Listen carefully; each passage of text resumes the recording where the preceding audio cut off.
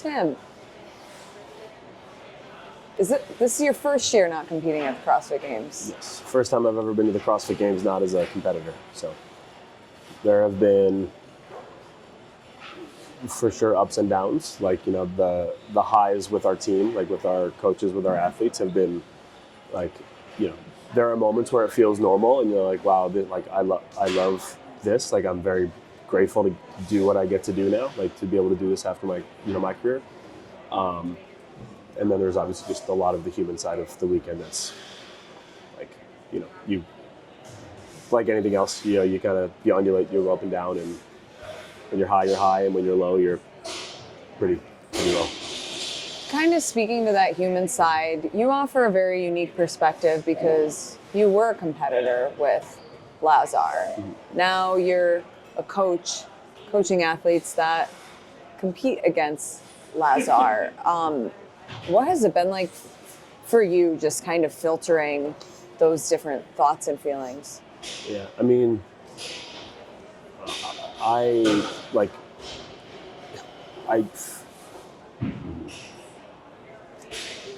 impossible. But like, as an athlete, like I can't help but like just the personal side of things where you think like Lazar, like he was such a great guy.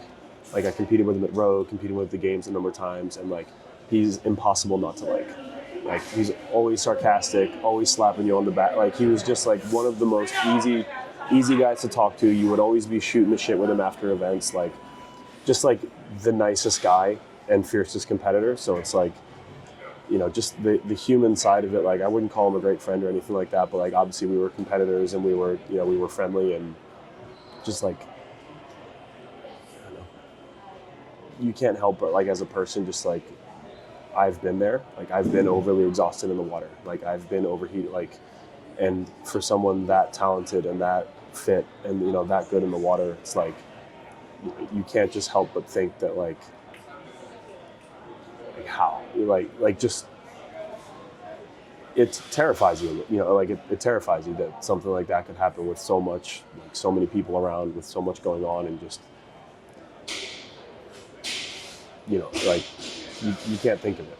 Like, and I have 2 boys, and like I've had very emotional calls with my family because it's like, you know, he was a son, he was a brother, and it's like I can't help but think about like my boys, and it's like, you just like the human side of it's just like fucked.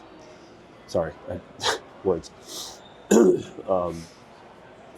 Yeah, it's just real. I mean, obviously it's sad beyond words. Like, just putting yourself in, like, again, I've been in his shoes in certain capacities, and like being in his brother's shoes, and like Luke was a part of the proven team, so it's like, you know, I was with Luca like all day, you know, like Wednesday and Thursday, you know, so it's just like, yeah, it's bad.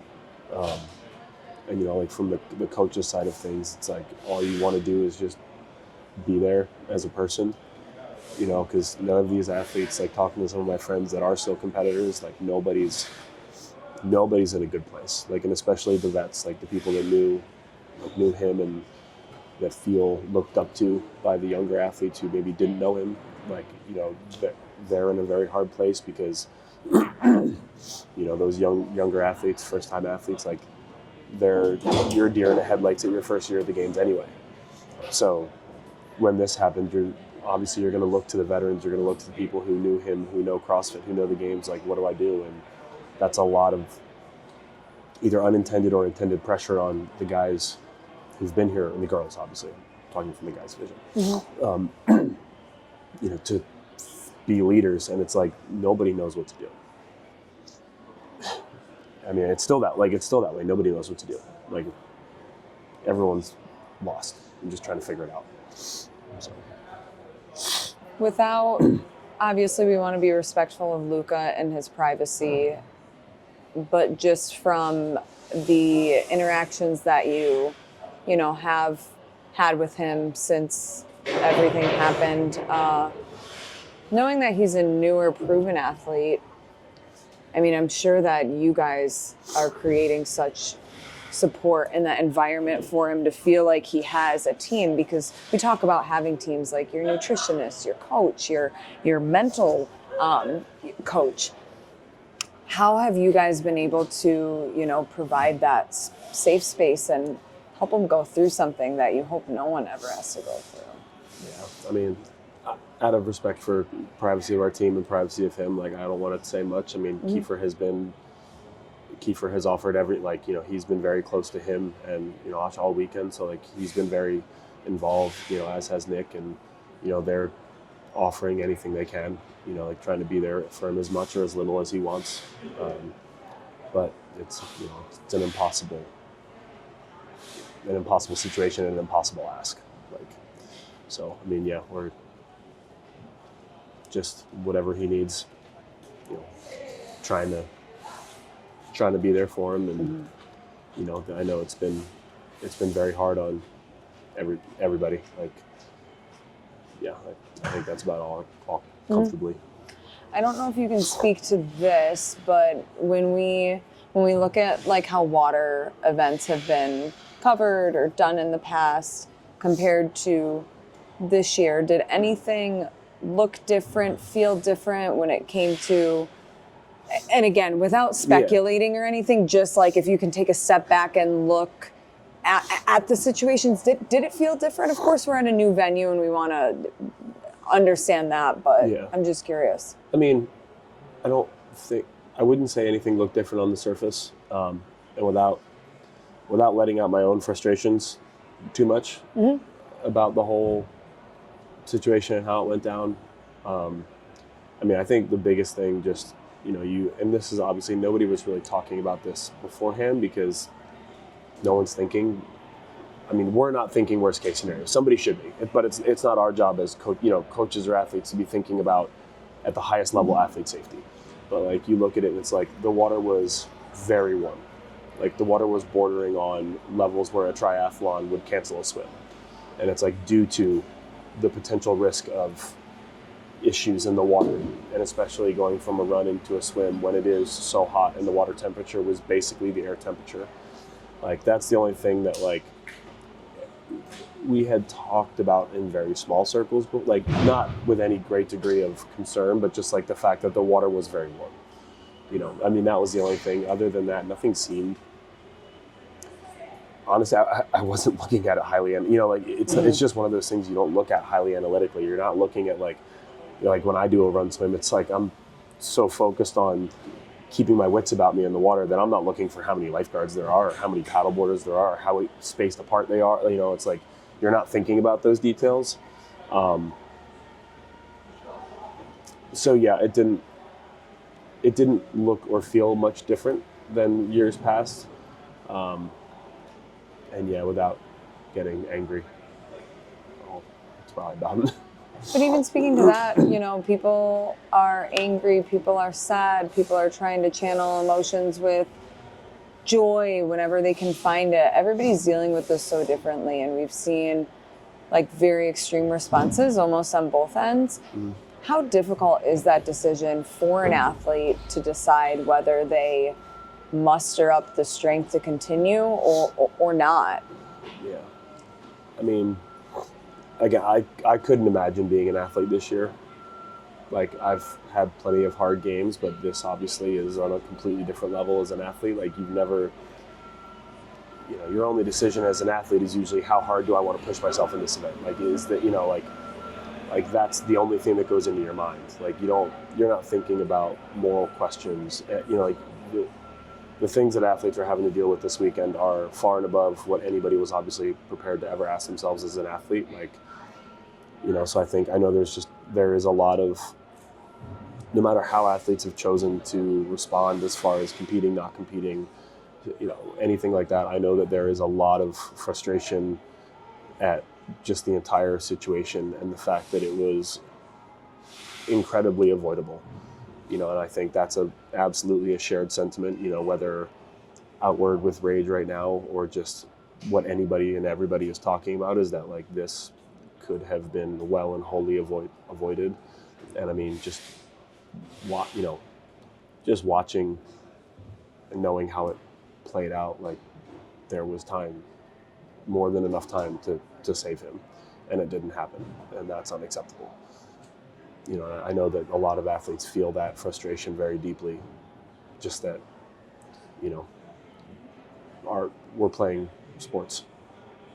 Sport should not be life and death, and that's obviously a high point of frustration for everybody, coaches, athletes. I mean, the whole community, I think.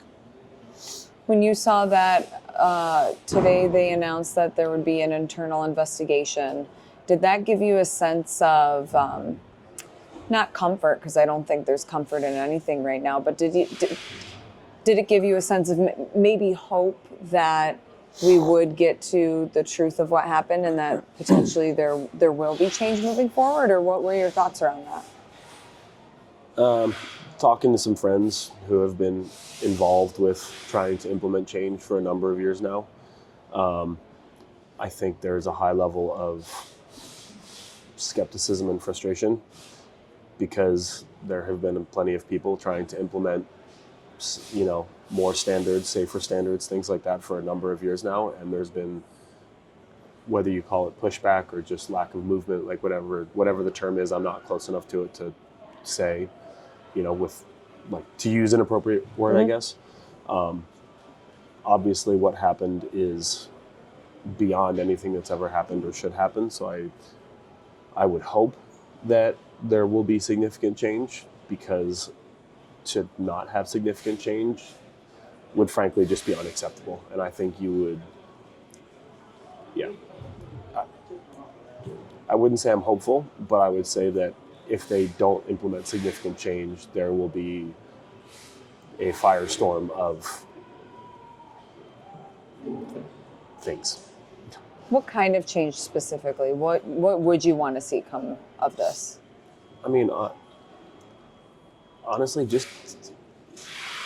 athletes being involved. Like, the athlete perspective in any sport is very unique. Like, you don't know what's happening until you do it. Like, until you are a part of the competition, you are a part of the culture, you are a part of the receiving end of the higher-ups, of everything that happens throughout the course of a competition weekend. You can't know exactly how that feels, or what an athlete goes through, or when they feel, like, oh, this didn't feel right, like this could have been better, this made me feel like uncomfortable, and not in the way that the workout made me feel uncomfortable, like the setup or the whatever. So it's like they need athletes in positions of power and decision making, not just talking heads to make us feel better. You know, like they need to actually not only listen to the athletes, but have the athletes be a part of those safety discussions and the planning discussions, like things like that, whether retired or otherwise. Like, because again, the perspective is very unique. Like, you can think of 1,000 different outcomes, and like when you're not in, when you're not the man in the arena, you don't know exactly what it feels like. So like, there just needs to be that level of listening and action taking, all based on what athletes are saying, because like, we're not, just looking at like something like Brett and the PFAA, like a lot of the asks are not outrageous. Like, and a lot of it can be, there's a lot of high reward for low investment on a lot of these things, and that's like, I think that's the most frustrating piece. It's like, how much does a couple extra lifeguards really cost? How much, and obviously looking at this event specifically, what would it take to have, what is the appropriate number of lifeguards? That should be set in stone. What is the distance from athletes that they should, there's things like that I'm sure triathlons and other sports have, as far as like man-woman power from a safety standpoint, and something like this, it's like, it just shouldn't be allowed. It should never happen. Like, buoys on there's just so many things that could have made this avoidable that I'm sure have been proposed. Like, I haven't read Brent's charter in a while, or his list of suggestions, but I'm sure they're in there. So it's like, that's what I think makes it feel extra frustrating for everybody, is that, again, it's like, there were ways to avoid this. Do you think moving forward we should just not have open water swims at all and keep it to the pool, or none at all? I mean, None at all is definitely not, I don't think that's the answer, but I think there is serious questions to be asked about, like, talking to some friends who are triathletes or are very comfortable in endurance sports. It's like, there's a reason that they always swim first in a triathlon, and it's not for fun. Like, like it's done with a purpose, like there's a reason that they do that. And I think there's definitely considerations, and like, in years past, there's been issues, nothing like this, of course, with open water swims and athletes getting sick and all of that. So like there's sharks in Carson, there's just, it doesn't need to be a part of our sport. Swimming, again, I completely understand, but like we have pools, like we have other options that are far safer, far easier to monitor, like especially when you're talking about athletes who are, quite frankly, very different in their ability to swim. It's like, we're not triathletes. We're not all above average swimmers in wetsuits with buoyancy. It's like there's just, it doesn't need to be there. So like, I don't know if that's, that's just my opinion. Like if you're going to do open water swims, there are better ways to do it. And you definitely don't need to do open water swims. Like there are safer ways to test swimming. Do athletes have to undergo any type of medical clearance, physicals, blood panels, medical history? Sign your waiver and you're good to go. So, yeah. Maybe we should. I think it's the assumption that CrossFitters are superheroes, and like, I think just physically that we're capable of a lot, and frankly, they are, like, we're capable of incredible things, but still humans. Weird shit happens still. So like, might be in the best interest of the sport in the long run, but again, I think there are a lot more low-hanging fruits, that we can most definitely be looking at first before that becomes a route that just as a safety clearance for athletes, like, there's something like that. Thanks, Tim.